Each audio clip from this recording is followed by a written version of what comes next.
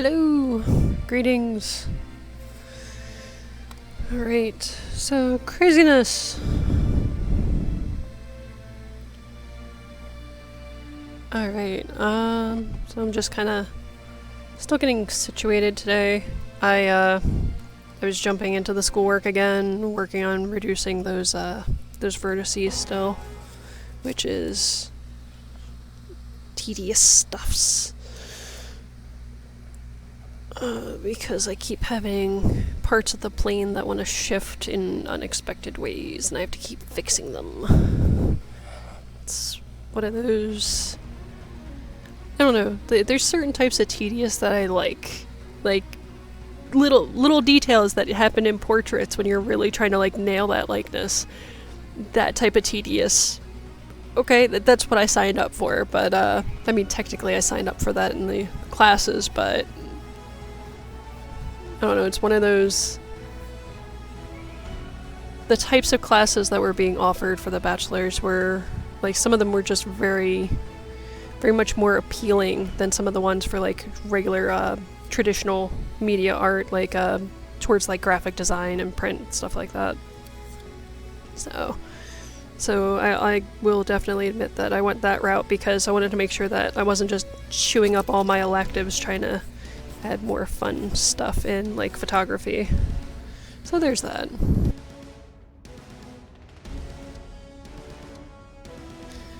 Alright, and I am still working on hydrating. Today is a heavy hydration day, which actually I'm going to probably start there because I need to get more fluids into me.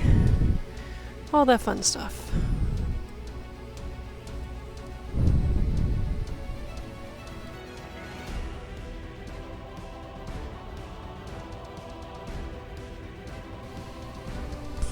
It winds up, I'm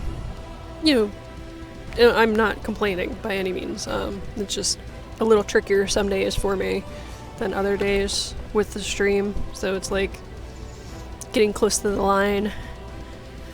Gotta work on that thing, kind of thing. But anyways, where is my mind? Today would be a perfect day to be playing some Pixies. I don't believe I took my allergy medicine, bad me. But we are jumping into some details here and about. I think... I'm trying to think of what's the smart way to go about this, because a lot of the details are kind of touching each other that I want to start working on, and I also want to remove the masking fluid because I think I'm at a point with the washes where it's not going to be such a big deal to go ahead and paint around. So I'll do that in just a moment after taking allergy medicine.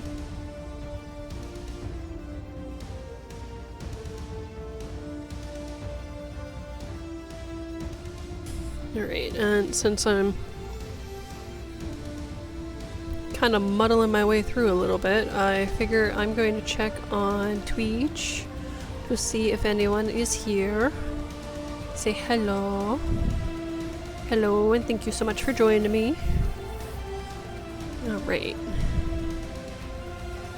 And I'm really curious to know, what's been your favorite detail that I've started so far? Let's see. There's bits that I haven't painted that we do have masking fluid on, so what I'm currently talking about is just the masking fluid on the face, because that's developed far enough. I don't need to worry about any other areas there. So just grabbing my handy dandy. I'm gonna go into this with the click eraser because I don't need any more pencil lines currently, and this eraser is pretty clean, so it's a good choice for this. So go ahead and just get rid of that. Though, now that I'm thinking about it, maybe I should make my focus on being able to peel up the rest of this masking fluid today. What do you think of that? Maybe that's just the theme of the day, is just every detail that has masking fluid on it. Let's get those knocked out so I can go ahead and remove it in those spots. I do still need to deepen shadows on the face, but I think I'm gonna focus on those other washes. I think that's a good theme. Because I said I wanted to remove that today. Let's remove all of it today. So in that case then, I'm gonna... I was also feeling like getting to this water on this side because I really want to deepen it, because it's right now it's really lopsided, this section being so bright, and then this side's a little more dull because it only has the first pass on it. But no, getting to all these masking fluid areas is really appealing too, because I want to get away from having those areas masked as sooner is better. It's just, I don't know. I don't think it can break down. Masking fluid is basically latex with some ammonia in it, which is why you'll sometimes find like some masking fluids like really reek of the ammonia. That's the smelly bit. But what the ammonia does is it helps the masking fluid go ahead and dry. I've actually read that as, well, not read it, I've seen it as a tip. I was watching HGTV. I used to watch that network like all day. That would just be my like, even in the background type of thing. It would just be HGTV like all day. But yeah, they recommend to, if you absolutely have to paint when it's freezing outside, you want to add a bunch of a bunch of ammonia to your paint, so that way it's going to dry quickly enough before it freezes. So I thought that was kind of cool. I have a bit of the quinacridone burnt scarlet. I grabbed a bit of that so I can go ahead and finish glazing the back half of this bead. I realized I didn't go quite round with it. The shape is ever so slightly off. And this section is also in shadow, so just added a little bit of neutral tint to that mix to go ahead and tone it down. I love MGram's neutral tint because it is a PV19 pigment, probably more towards the red side, knowing color biases, and then phthalo green blue shade. So those two mixed together in a slightly towards the purple bias, so it's not an exact 50-50, at least to my eye. You might see it as a little bit more true neutral, but it is a gorgeous color, and I don't mind painting with it by itself, and a lot of people would probably be horrified that I would just paint neutral tint, but remember, I'm coming from a background of being the goth kid. I like dark colors. I was talking about my love of Purely Maroon just a few days ago, because it is very much so a blood tone. So if you want a little bit of that weird and creepy, you're in the right place. Like, the Addams Family was always a favorite. I remember, like, I grew up watching the black and white one. Of course, it was in reruns for a long time by then. But then there was like Angelica Houston's Morticia with Raul Julia's Gomez, and they were great. Yeah, good stuff. Alright, so I kind of see this one as like a really deep blue. I don't know if that's just my eye. I mean, like, so deep, so I'm kind of thinking Indanthrone with some of the neutral tint, or I could even... Ooh, that's not the right mix. I could even just grab my Payne's Gray and just blot and be done, because I think that's about the same value. And that's actually where I just put my Indanthrone. I accidentally put it where my little Payne's Gray puddle is. Yeah, that's my Payne's Gray puddle. I think this particular version of Payne's Gray is PB60 in black. I think. I'm checking because this is the like currently what's on my palette is the MGram version. Payne's Gray. Just out of curiosity.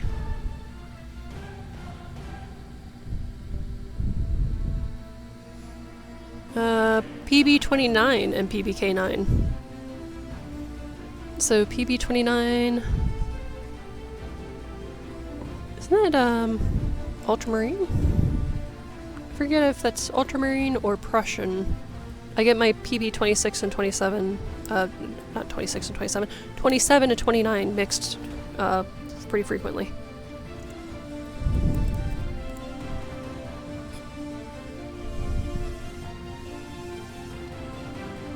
Okay, PB 27 is iron blue, which is Prussian blue. And so PB 29 is ultramarine. Alrighty. Oh, that is the only way that I currently have ultramarine on this palette. And it's funny because like I'm just not a French ultramarine fan. I don't know what it is about that color, but I just don't love it. Alright, so anyways. Back to the point. I don't know why I'm so rambly today. I think it's because I was working on a palette earlier. I think maybe I'm just distracted by that. I have way too much pigment on here.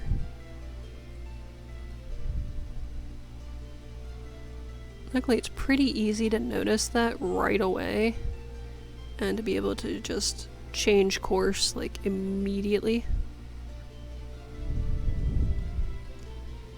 This goes quite dark over here. What I'm going to do is I'm just going to blot out the shape. I'm going to put down the shape, and then I'm going to blot the very center because there is a bit of a highlight in the center. And I also know I have way too much pigment on there. I'm going to use the brush to do the pickup this time, just because it's so centered. And I don't know, it just feels right to do it with the brush this time. Because there's a good bit of pigment laid down, and there's also the masking fluid to contend with.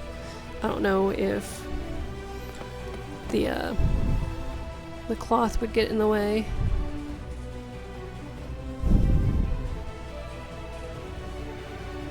And this way we have a nice soft highlight, and I can come back in with a little bit of dry brushing if I need to redo that color. But yeah, that is exactly what I was seeing with some Payne's Gray. Then again, a lot of artists would disagree with me just using Payne's Gray right out of the palette, except for like monochromatic studies. It's the color I like, it's the color I felt.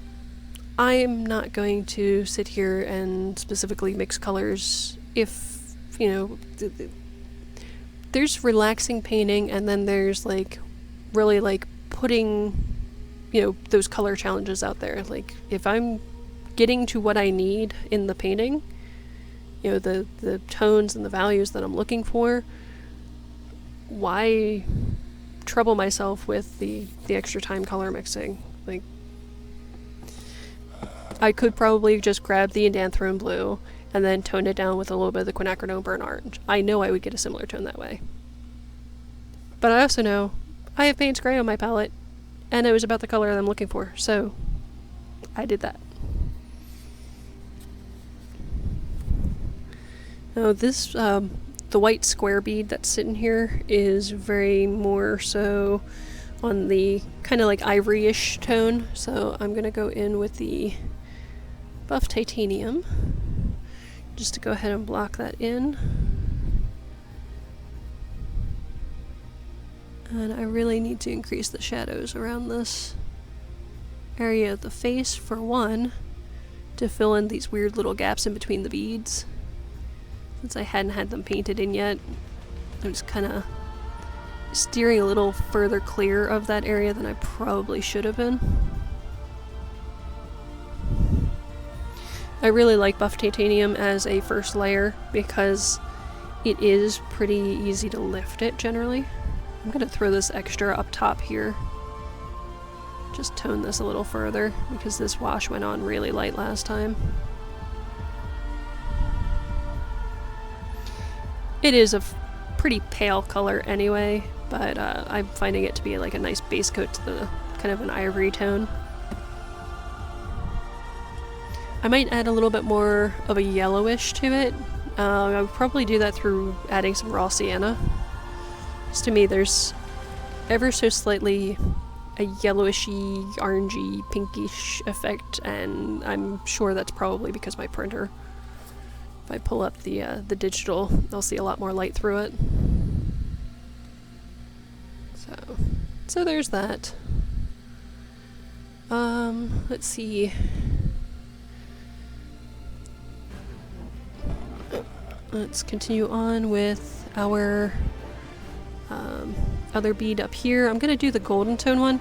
Now, even though I've reserved the highlight, like, because this one seems to be a metal bead, I want that to be a little bit sharper. I will also probably glaze it with a touch of probably quinacridone gold, because it does appear on the gold side. I think I'm going to start with that for the base.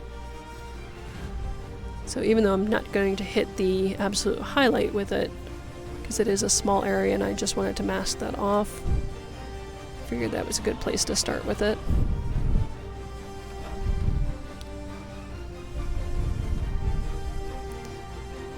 That's one thing I probably should try to paint more.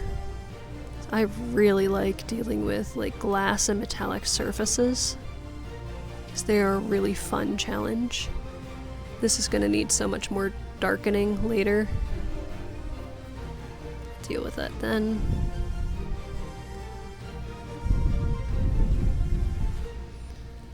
I'm going to let that dry down. It's probably going to dry with a hard edge, but in this case I don't think it's going to matter, because it's butting right up against those really dark shadows on the face.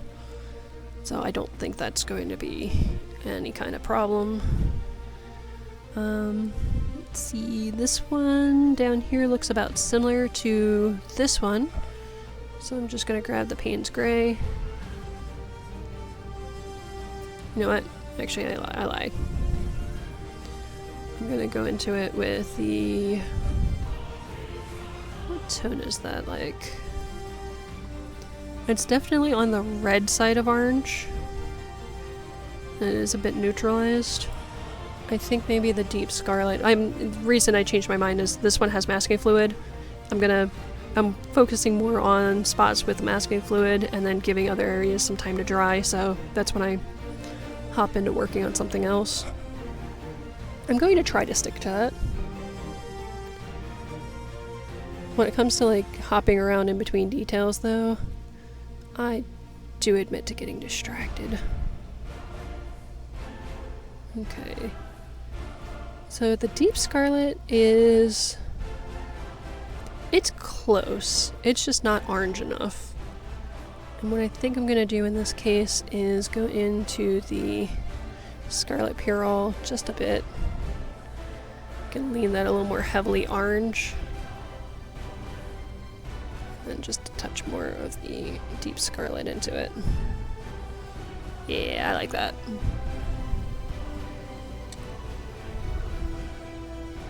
Again, I probably could have gotten there with the Quinburn orange and then tuned it a little bit more red. So there's a million ways you can do these mixes. It's just training your eye to look at subjects and to find the color differences in them. So look at what your base color is, and it's like, and then you look at your reference. Like, well, I have this, but this needs more, and then fill in the blank, with what you observe. Is it a little bit more neutralized? Is it a little bit brighter? Is it a little bit more like one color than another? And that'll go a long way towards helping you with color mixing. That's part of why I like working on new palettes, because for me that is like a mental challenge to come up with the right colors. I have a big bunch of color here. I'll be laying in the shadow separately.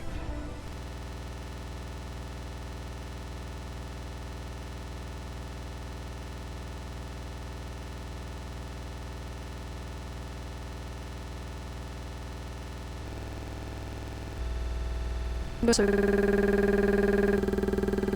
going to give this a shape where like I have very thin sections. I would not be dealing with a big ball of basically a blob of color. I'll zoom in so you guys can see a little closer. But you can see like when you have that type of that surface tension of the water, and you're trying to like pull it out into like narrow strokes, it doesn't want to do that. You have to fight against that surface tension. So in that case, I would recommend blotting, working with a smaller bit of color on your brush. But in this case, where I'm doing a bead, that the fact that water wants to bead is perfect. So I can just slowly pull the pigment out to the edges and create that rounded shape, because water naturally wants to stay rounded. So it's a little bit of a science-based approach to trying to get that shape, because rounded shapes are not generally the easiest for a lot of people to learn how to draw. That's why we have so many things like circle templates and compasses. Like, we have other ways of doing this, and there's a reason why. Like, use those tools, use common sense. If you have something little like this that you're painting and you need it round, or at least rounded, use that surface tension of the water to go ahead and work with you. And now that I am zoomed in, I'm probably going to leave it zoomed in, since I am hopping around all these little details. I'll try to be a little bit more cognizant of the autofocus, because sometimes the autofocus does not seem to want to cooperate and zoom into what I want it to. A lot of times I'll find it zooming in on my hands, and it's like, no, pay attention to the picture. That's the main event, man. Alright, I kind of hate that absorbed that quickly, but I have more of that mix. I can go ahead and deepen the color. So I do suspect it's going to dry a little bit lighter. I'll do a second pass anyway, because I need to do a shadow pass on that spot. Not worried about it. What else?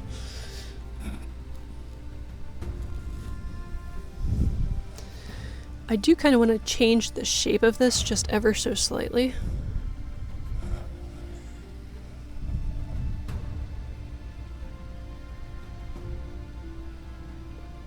There's something about how that shape is sitting there.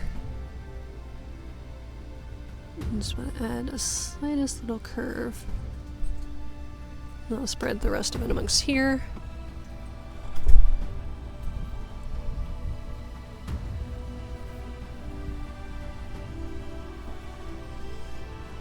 Alright, and then next up, since I am towards these warmer pink tones, I can't help myself. I'm gonna do a little glaze here.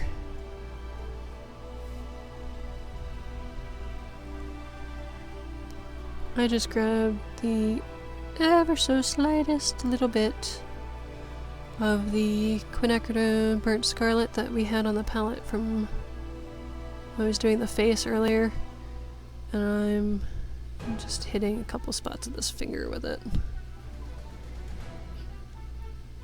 I figured might as well do that now while this section is wet, and then I can do the bead in between. I do want to blot just the tip of the nail, because that section's a little bit lighter, but not terribly so. That should be about right. Like I said, it's super light.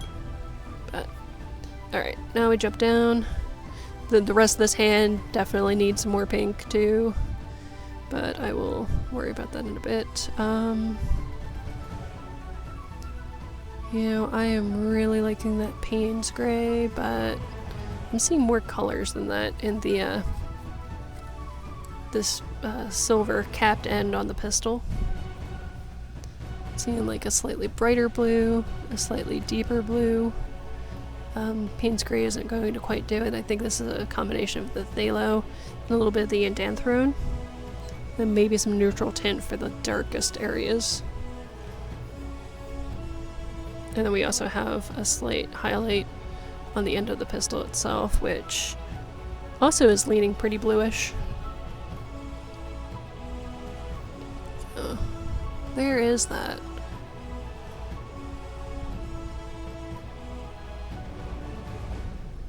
Trying to hopefully see enough areas.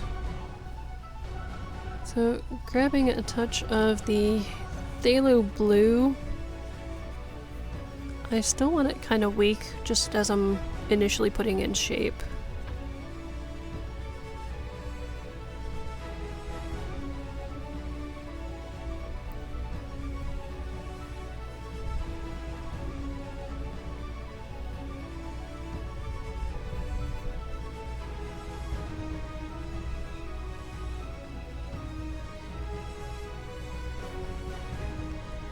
And then we're getting into the indanthrone.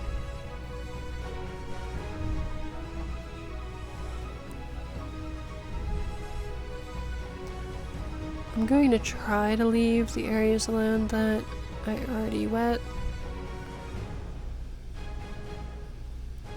This actually goes even slightly more purple. I'll glaze that separately because I want to control that wash.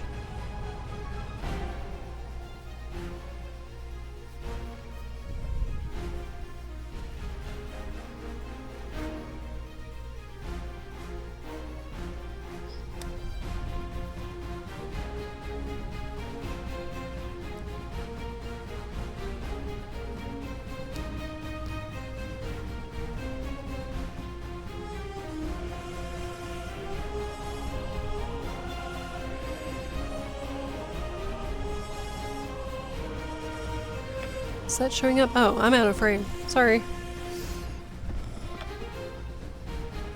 Getting all close up and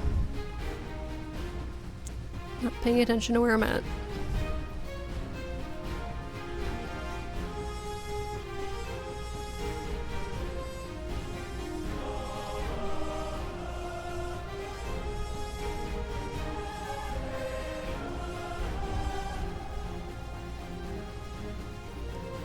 And there's a lot of light here. I did wind up mixing that a little bit more, but I think the indanthrone is still fine because that phthalo is still there to like slightly brighten it up. Other tones, I am definitely, my eye is seeing some purple in here. Oop. Oh no. Okay, that didn't run. It did get on the edge of my my reference, but a little daub of Quinn Gold's not going to ruin anything. Not there anyway. This edge goes a little bit darker. I feel like I want to stay really gentle in this. I'm gonna let these run together. This really needs a secondary wash to get there. That's fine. We can jump over to the ring. The ring is getting a lot less of the reflected blue light and is a lot more towards the gray side. So I think I'm going to grab some of that Payne's Gray. That way we have a nice cool gray. Neutral tint could work too. I would add a little bit of blue to it if you want to go that route. And just because to me neutral tint always has like, it always appears slightly more violet to me. So you would want to tip it a little bit more blue. So use your cooler blue if you want to do that. And give me just a quick second. I have an itchy spot. Oh nice, and then I knocked down my masking tape. Well, it's a lot less serious than when I knocked down that Derwent palette, because that was kind of annoying.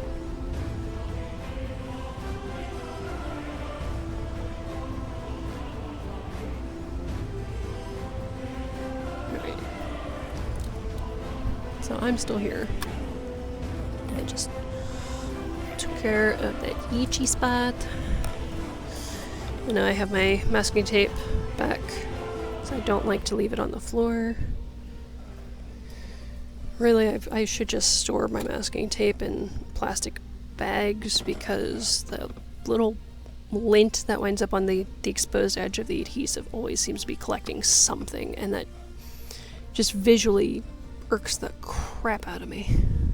I don't know why I haven't stored mine in plastic. Like I usually do that with my roll of gum tape.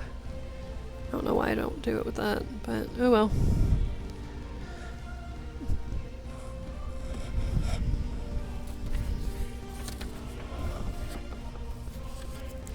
Alright, putting the reference back. Let's see. While we are dealing with that Payne's Gray, which is already on the brush, I'm just getting distracted. I'm gonna hit a couple spots over here. I did not preserve highlights over here, which is going to be obnoxious. I did on the ring. I'm talking about the silver on the pistol, which I'm a little low for. Try to move that up a little bit more. Alright. So I think this is probably pretty strong. Yeah, that's pretty strong. I'm gonna do a first wash on this pistol area then. Just because this is a strong area. And I'm just gonna work my way to less strong areas as the pigment settles. I don't know if you've noticed, like if you just keep on painting with your brush, it gets just drier and drier and your pigment's already deposited down on the paper, so that's kind of what I do sometimes when I do the more sketchy, like literally sketchy type strokes. I do use my brush a lot like a pencil sometimes. Alright, some of these areas I'm going to have to come back and do an additional stroke to go ahead and differentiate things like color tone, because there's some darker areas even. Just going to try to paint around my highlights here. I don't know why, but I was like, oh, these should be fine enough for me to just go around. Like, you know,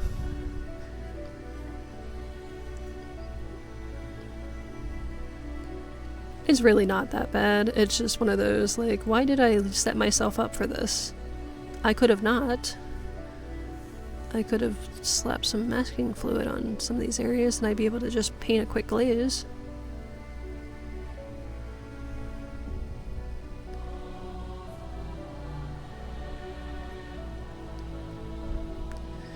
The part of the reason why that's so funny and why I'm making the comments about it now is not that I'm actually like beating myself up about it.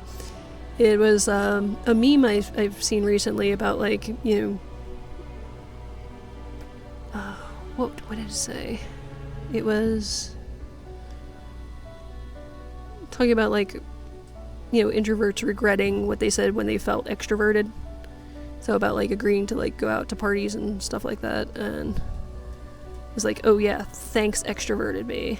So it's one of those, like, kind of a similar circumstance where I'm like, well, thanks, you know, optimistic me, because sometimes I'm like, oh yeah, that'll be no problem. Now here I am having to delicately go around these highlights when I could have had them covered in masking fluid. So, just that. I don't mean it in a serious way, I mean it in a silly way.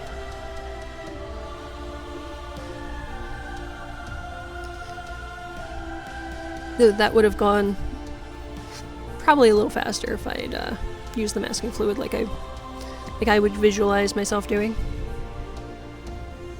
I don't know why, but where I'm at with these highlights and details, this feels a little bit more awkward than usual for me. I don't know why. I need to bring that down in here. Yeah.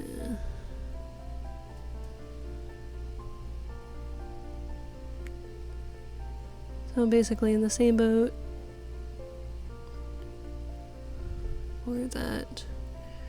Just trying to put those details in when I didn't really sketch this out. I could see some things, but when I was doing the transfer for this, a lot of this wasn't really, like, this particular detail wasn't really standing out to me because I was focused on the main image instead of these itty-bitty details. So now I'm finding myself like, oh, well, maybe I should have spent a little bit more time on the transfer.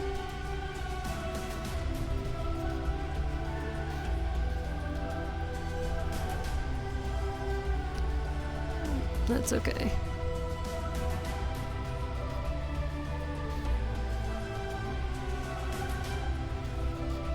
Some of these areas are going to have to be done again with like a second pass. And I might even come in with a little bit of the PH Martin's bleed proof white to go ahead and pop in a couple highlights here and there.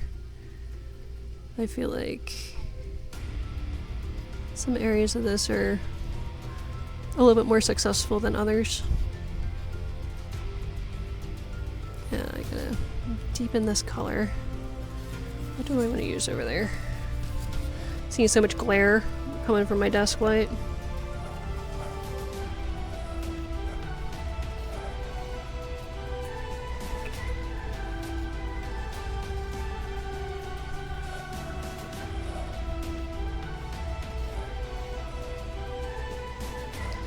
Okay, so I think, because I already started doing it, just kind of on a whim, start blotting in details with the Payne's Gray. Instead of going into the neutral tint, I could just as easily glaze with the neutral tint over this.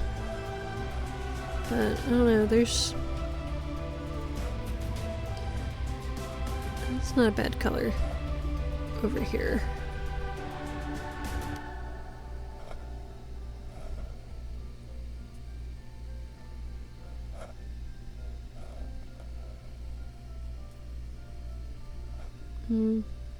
I did the wrong area with that detail.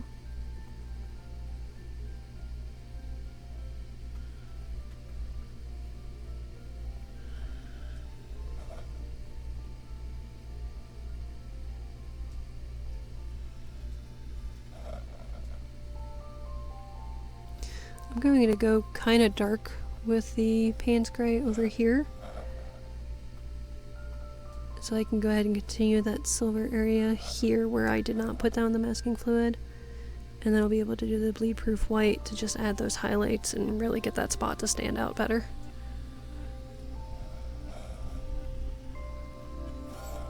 This bit is fine. I'll just go ahead and smooth it in. So there is some cool tones in the end here, so that'll be fine. I do want to add a touch of blue on this end.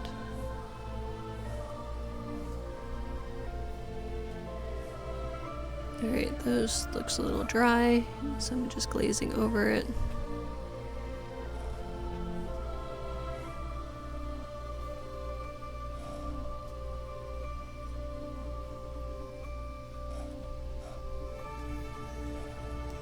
I need a little bit more of a brighter blue there.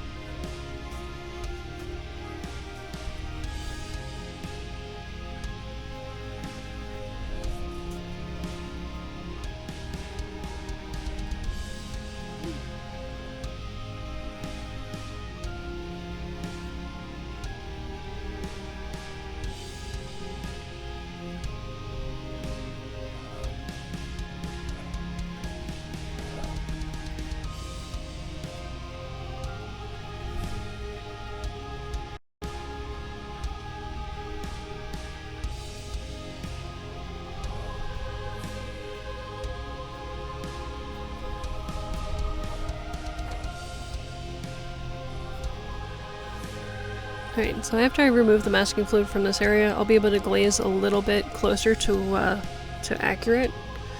The problem that I'm running into now is areas that need to be toned down just a touch more versus the higher highlights, and with the masking fluid kind of holding some pigment, I'm having a little bit of trouble distinguishing which is which, so that's probably as far as the ring's getting developed right now.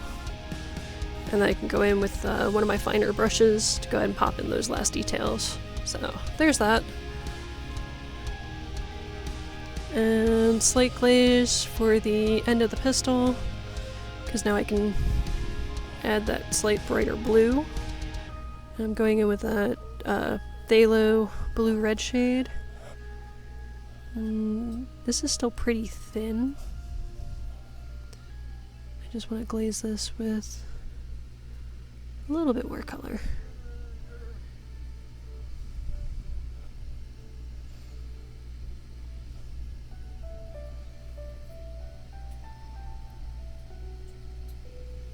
And it doesn't matter if I go over the edge, because that's going to fade right into the ocean when I go ahead and bump up that color, so I'm not worried about being a little sloppy there. Like, that's kind of like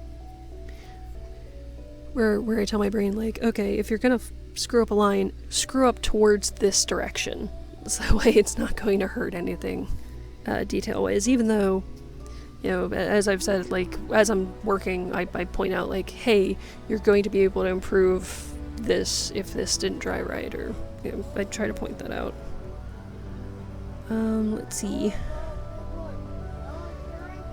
I think that might be as far as that can go. That should just dry enough that we'll be able to remove that in a few minutes at the end. I would probably prefer to wait another day for some of these to be removed, but I want to move that masking fluid today. I think we're good to remove these. So I made the claim that we're removing masking fluid today, which, I mean, we've removed some, but I don't know if we're removing all of it today. Get rid of that little blob. I don't know why I said masking tape instead of masking fluid. I think it's because I dropped my masking tape earlier. But now I can glaze a little bit more into some of these spots and give them a little bit more depth. This is definitely too wet. That's probably too wet. This one's probably iffy.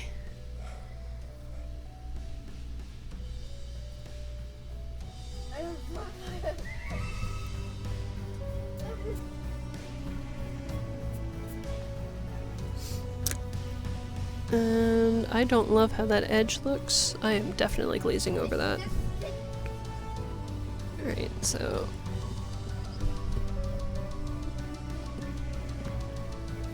let's see.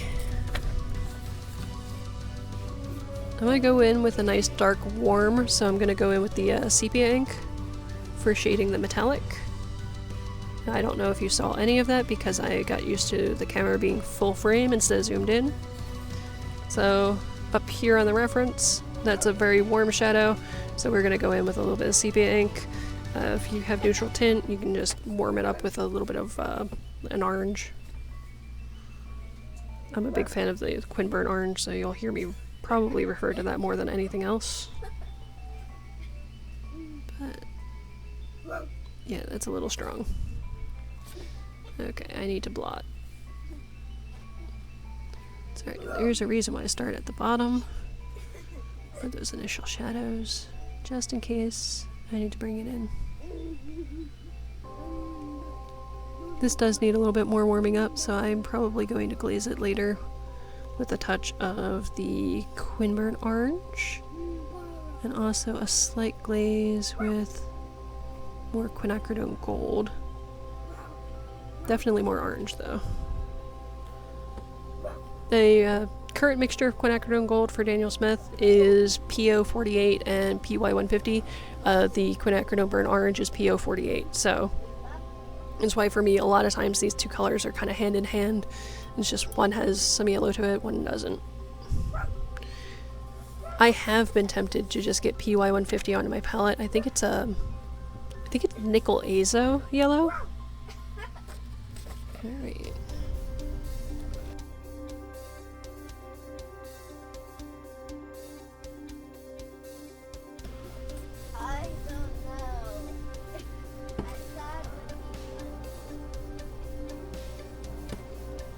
Alright, and a bit more of our orange and deep scarlet mix.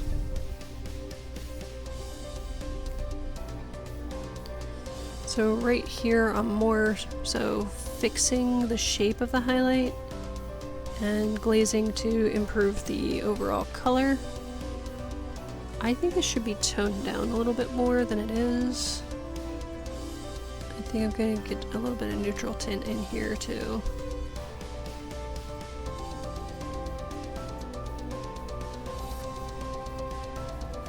Because that it's definitely on a red-orange side, but it's a little bit more neutral than I currently have this mix.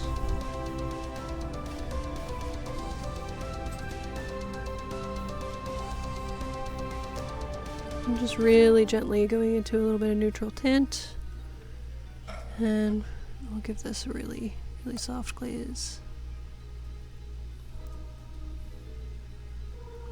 That's one I would probably ideally add a little bit of like a greenish blue to neutralize it in an ideal circumstance. Now, this one isn't as shiny as some of the other spots either, so I'm actually gonna go over that highlight with this glaze. Go ahead and knock that down just a touch.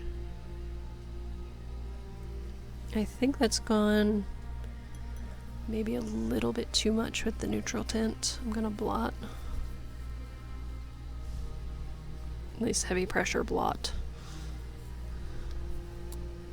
Lift it up a bit. But I may reglaze that just with a really thin layer of the mix without the neutral tint. That's fine for right now. That's 90% of the way. I'll add a little bit more shading at the bottom. But we can move on. Let's see.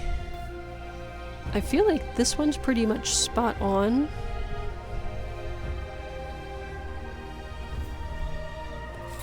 Go ahead and grab the reference again.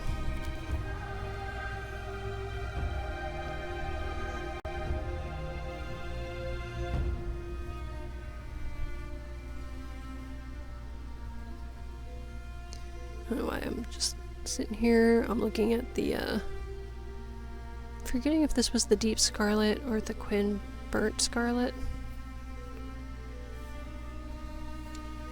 But I kind of want to just hit, since we're working on so many areas that have this, like, orangey reddish tones, it's like, I want to see another layer of these up here.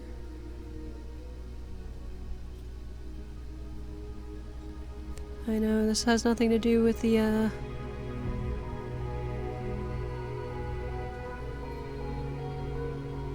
nothing to do with any of that masking fluid, but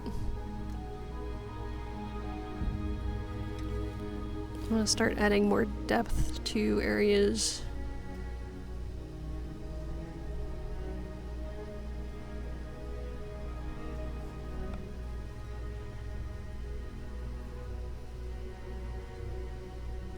It's such a subtle thing, too.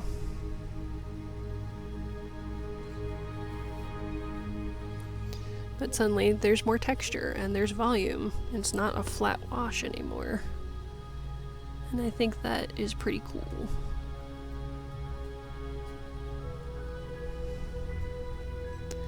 It's one of those things I really like about painting.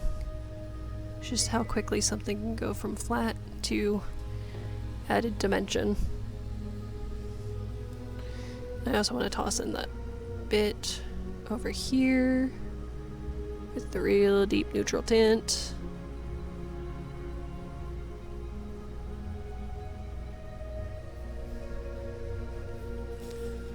Yeah, the hint of red that you can see back here. Can't see much of it. It goes real deep with the neutral tint. But you know what? To me, it's important that you can see it though.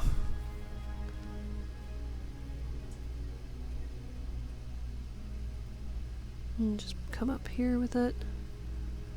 With that red.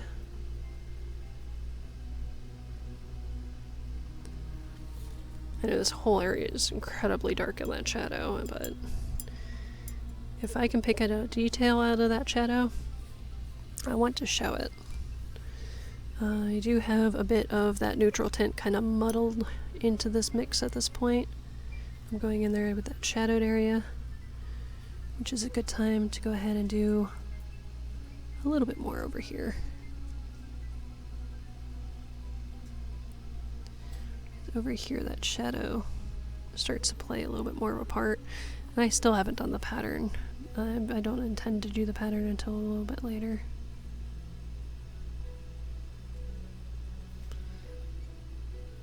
And yeah, letting it go over the line, I don't need to worry about that. There's such a dark shadow here. You're not really going to be able to pick up too much for color undertone, and red and orange are very similar tones to what's used on the face anyway. So again, if my line needs to go wonky, I'd rather it go somewhere where it's useful.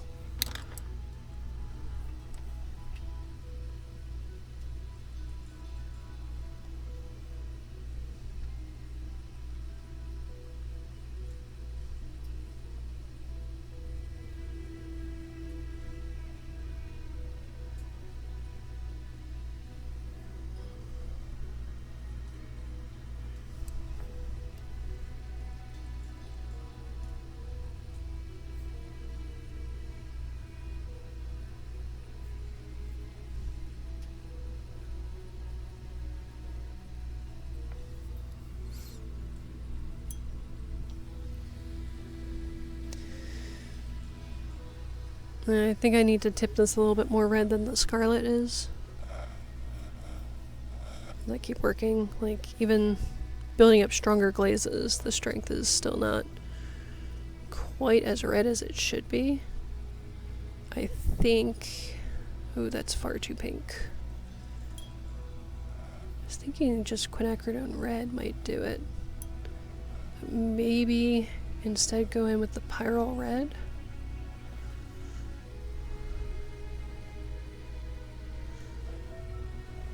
And pyrrole red's really, really opaque.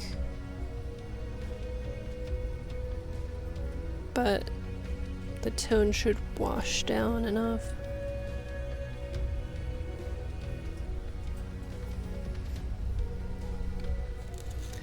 Alright, so most of this should be dryish to the point that adding a glaze shouldn't move too much out of the way. Go ahead and hit that whole thing with a bit of the pyrrole red thinned out.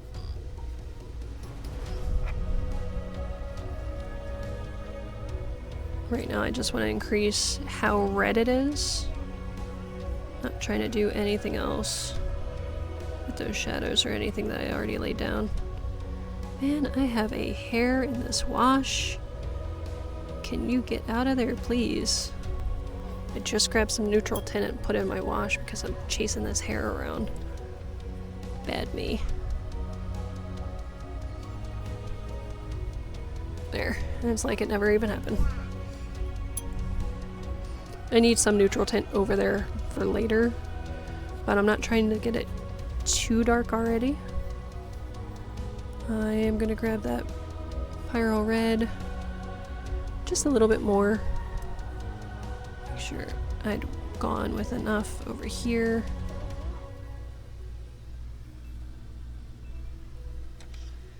And a little bit more up here.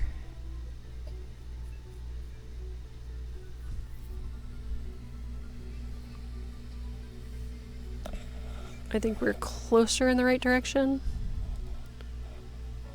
I also don't want to steer too much of that color because some of this is what's called optical mixing. So because of this pattern in place, you're going to view colors a little bit differently. So that's why I'm like, just slowly stepping it up because it can look so much darker once I finish adding the shading and then start putting that pattern in. So I'd rather gently tiptoe into that. So, I think for now, we'll go ahead and jump back to another area. Let's see how this is drying.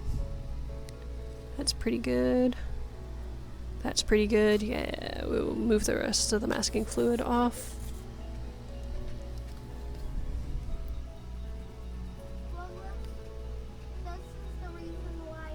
I would prefer to wait for stuff to be absolutely dry before removing any masking fluid.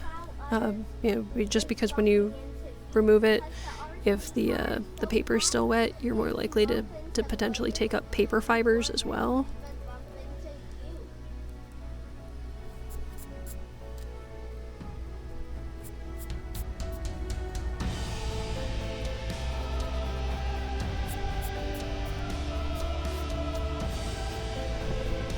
I had a feeling that I was going to need to rework some areas with how that masking fluid was sitting.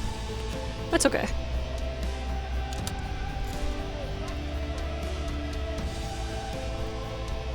The ring is not looking too bad. I still need to increase contrast in a couple areas. I also need to reduce contrast in a couple areas. So just the teeniest touch of the Payne's gray. So I can go ahead and knock down a couple highlights that shouldn't be quite as bright. Just make sure all of that's moved. Yeah.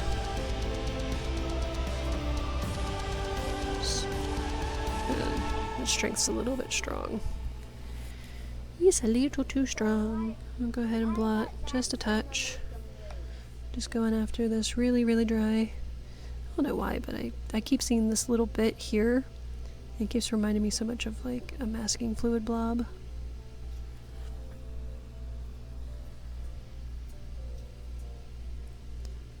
Yeah, I need real dark value down here.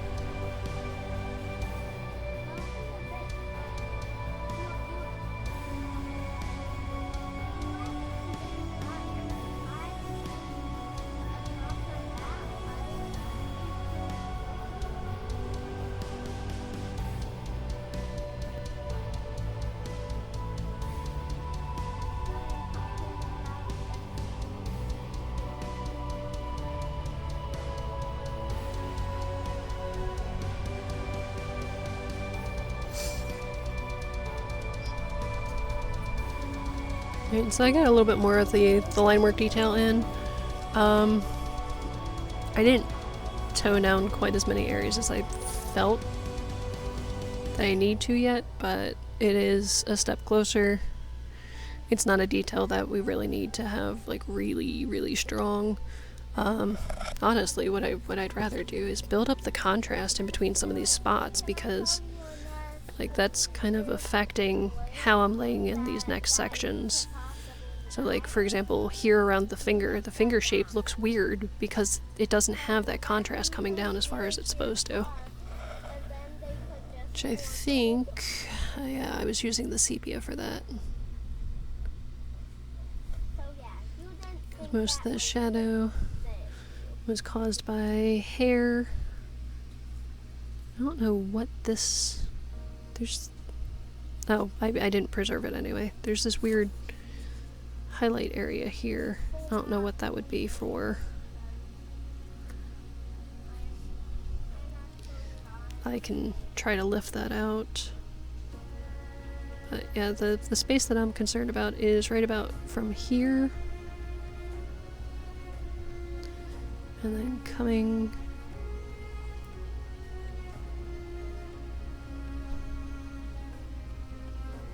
down into the ring. Curve around for the ring.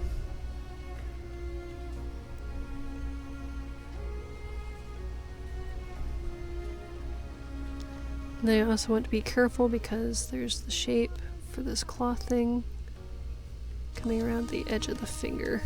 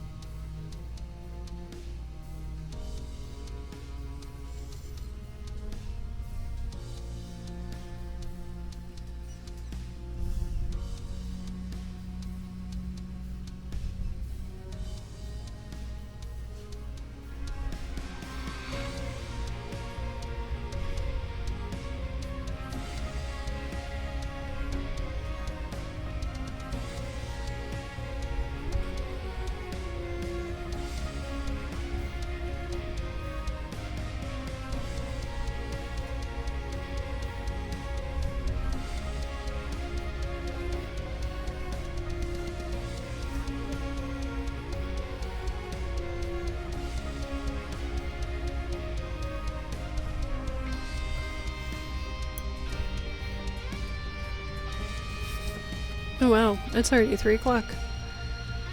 Those little details, man. Alright. And it's been a good minute since I've checked for any questions or comments.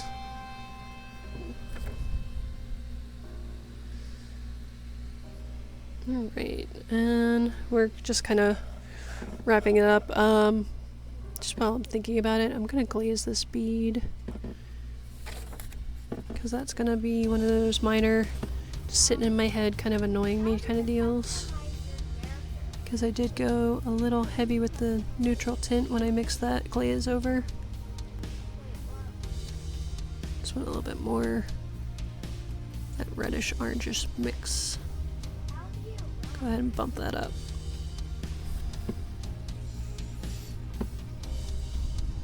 And it's not so bad towards the bottom because I was going to be adding probably neutral tint to go ahead and put that shading in.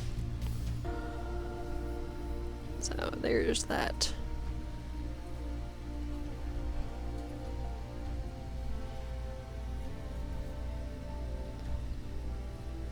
But yeah, the more little bits of details that pop in, the more other details are going to be able to stand out. So, work in progress.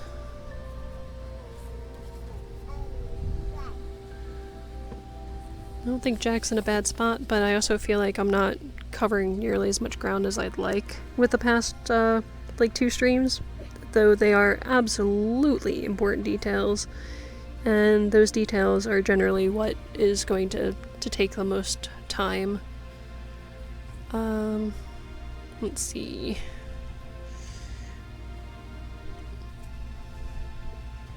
I'm just kind of taking a look at the reference, look at the picture, seeing where we're gonna focus for tomorrow. I think tomorrow's probably going to be heavy on the pistol details, because that's a big area as far as getting that back in. And if I start on this section first, let me go back to my main camera, because the live camera instead of the through Twitch, so I can see what I'm doing immediately. Let me go back to active. Alright, so I think what I'm going to do is focus on this section of the pistol first, doing the handle, dial in the rest of that, and then move to the rest of the pistol. Oh, let me zoom out. You can just see everything. And I could just point at freely point instead of, oh, let me zoom in, let me check them over frame. Okay, so, yeah, so focus on this first, move to the rest of this, so that way this has a good long time to dry, and then put in the water wash. That's the ideal. We'll see. But I really want to key that in a little bit better than it is so far. And then I know another big detailing chunk is going to be like the hair and the hat. And then I still have a couple white areas here, like for parts of the ship. I'm not positive what I'm doing with some of it. Some of this was, I just kind of faked a continued round line. I really don't know what would be going on with the ship back here. I don't know if that's a part of the wheel. It could be the wheel of the ship for steering. I should probably have watched the movie and done some screenshots from around there to spot what this area is, but that's not what I did. I just found this image and I was like, let's go. So yeah, just kind of winging it as I go along. I'm so bad at this. It happens. I feel like my camera's back a little further than it's been. Let me try centering you a little better. Here we go. But yeah, so that's kind of where I'm at. Is, you know, we dialed in some of the details around Jack and getting all of the masking fluid off. Yay! It is all off. I will probably still pop in with the bleed-proof white anyway, because there's a couple spots here and there that I might tune in. I do need to do the outside edge of this blue bead. And this one will have like a really soft shadow, so those should be fine. I don't know why I'm yammering still. My small one took a nap earlier and he's awake, and right now he's just chilling, so that's why I'm just wrapping it up instead of trying to plow ahead for another 10 minutes or so. But thank you so much for joining me. I can't wait to pop in some more details with you. And as always, keep creating. Bye for now.